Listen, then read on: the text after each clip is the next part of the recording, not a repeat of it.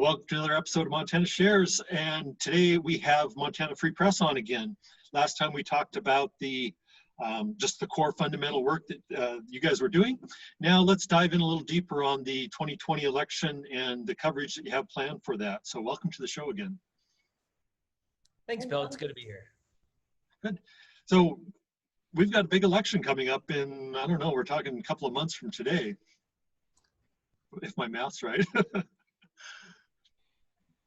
Yeah, it's a big election. I mean, by all accounts, this is, it seems like we say this every couple of years these days, but certainly it's hard to argue that this isn't going to be one of the biggest elections that we'll see in Montana. We're going to see unprecedented amounts of money spent on our races for the U.S. House, the U.S. Senate, and the governor's office. We've got a marquee matchup where Montana's freshman senator, Steve Daines, is being challenged by Montana's two-term governor, Democrat Steve Bullock. And when these kinds of elections come around, it means there's going to be a lot of money, there's going to be a lot of ads, there's going to be a lot of noise, there's going to be a lot of mudslinging. And so it's our job at the Montana Free Press to help readers kind of sort through all of that. And so some of the ways that we've been doing that is through launching a new series that we're calling Muck Watch. And through this Muck Watch series, what we're doing is we're kind of unpacking some of those campaign ads and looking at what candidates are saying about each other or what third-party groups are saying about candidates and trying to pull them apart and pull out the facts and kind of separate the fact from fiction.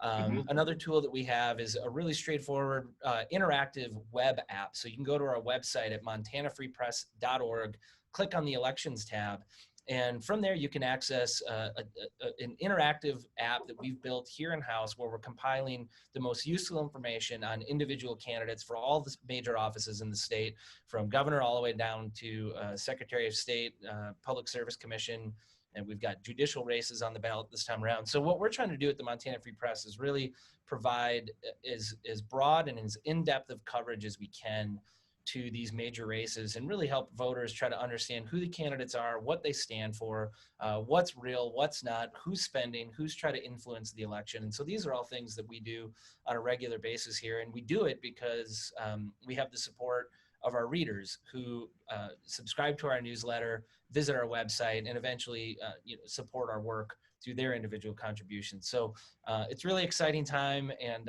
we're really looking forward to not only covering the election, but then once we get through the election, we head right into another biennial session at the Montana legislature.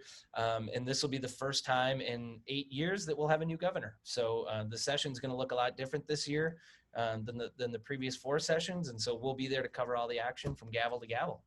Yeah, and you mentioned something about having a new podcast that you were doing in conjunction with the public radio. Is that correct? Yeah, Kristin, you want to talk a little bit more about that?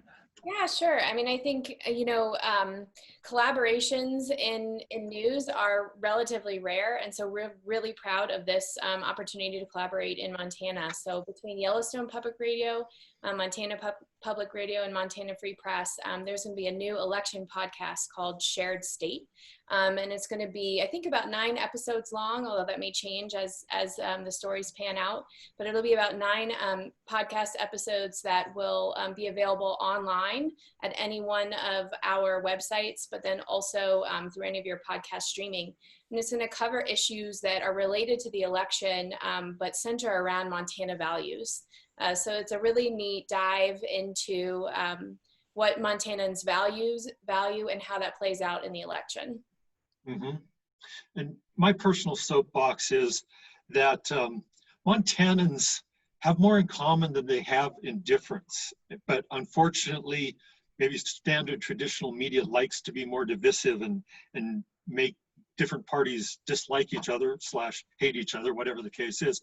But the core is we really want healthy communities, and we want good jobs, and we want safe industries, and all these things that no one focuses on the common parts of our life, and they just focus on a few issues that make us different. So I'm really curious to see how Montana Values pans out for you guys.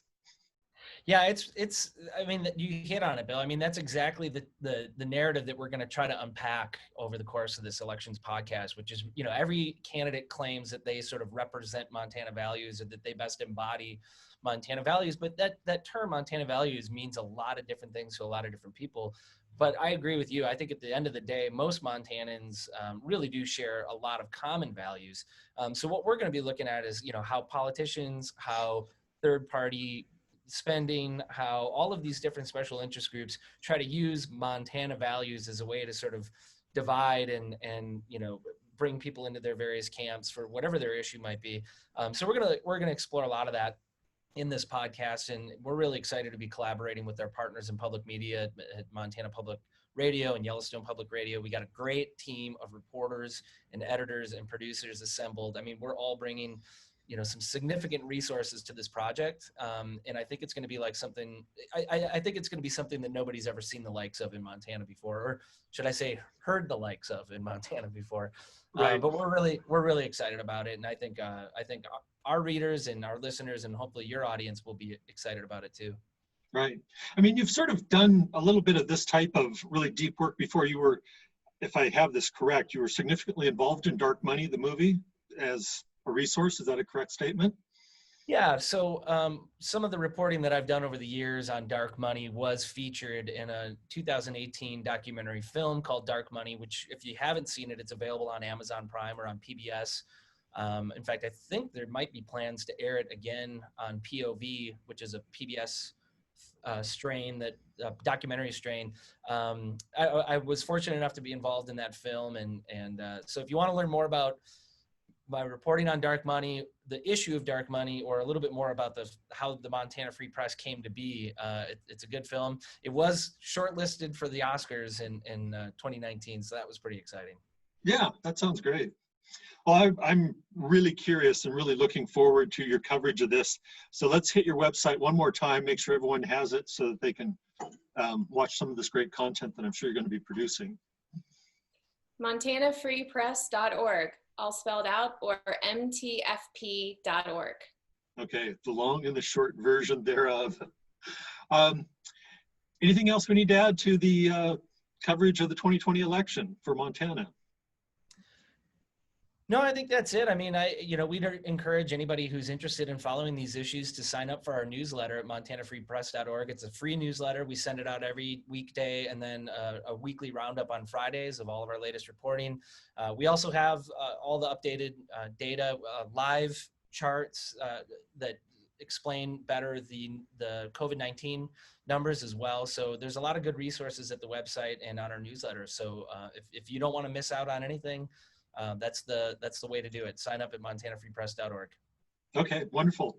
Thank you guys for being on the show, and have a wonderful day.